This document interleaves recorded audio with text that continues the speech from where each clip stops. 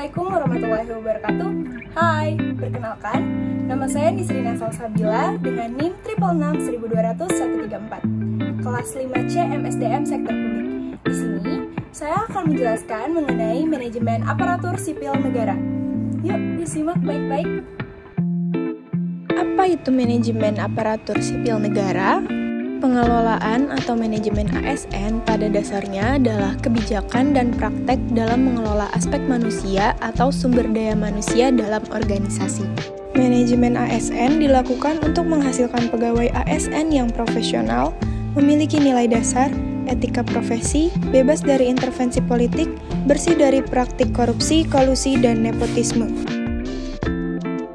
Manajemen ASN lebih menekankan kepada pengaturan profesi pegawai sehingga diharapkan agar selalu tersedia sumber daya aparatur sipil negara yang unggul selaras dengan perkembangan zaman.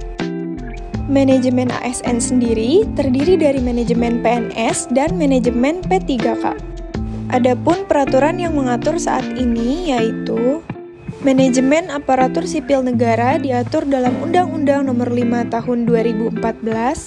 Manajemen pegawai negeri sipil diatur dalam Peraturan Pemerintah Republik Indonesia Nomor 17 Tahun 2020 sebagai perubahan atas Peraturan Pemerintah Nomor 11 Tahun 2010.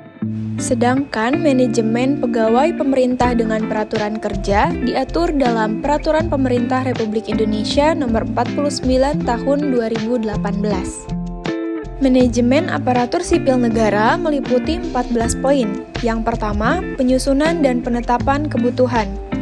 Hal ini didasarkan pada analisis jabatan dan analisis beban kerja. Yang kedua, pengadaan.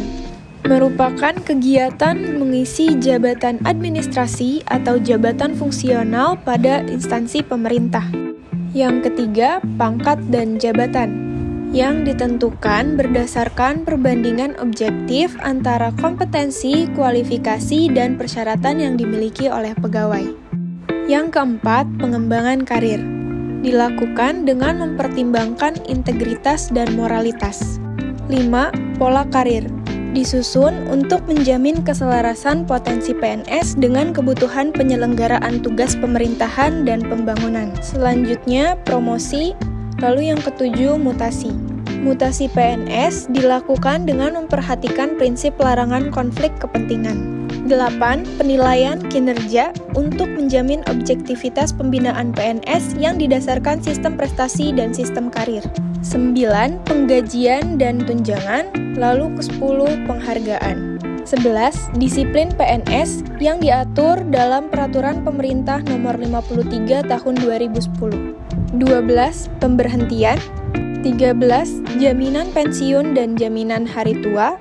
Lalu terakhir perlindungan berupa jaminan kesehatan, jaminan kecelakaan kerja, dan jaminan kematian, mencakup jaminan sosial yang diberikan dalam Program Jaminan Sosial Nasional.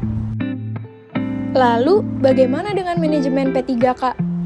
Sedangkan untuk manajemen P3K atau pegawai pemerintah dengan peraturan kerja meliputi 9 poin. Pertama, kebutuhan. 2. Pengadaan. Ketiga, penilaian kinerja. Keempat, penggajian dan tunjangan. Lalu yang kelima, pengembangan kompetensi. Yang keenam, pemberian penghargaan. 7. Disiplin. 8. Pemutusan hubungan perjanjian kerja. Lalu yang terakhir, perlindungan.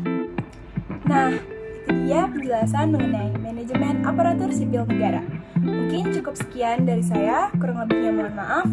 Wassalamualaikum warahmatullahi wabarakatuh. Bye-bye.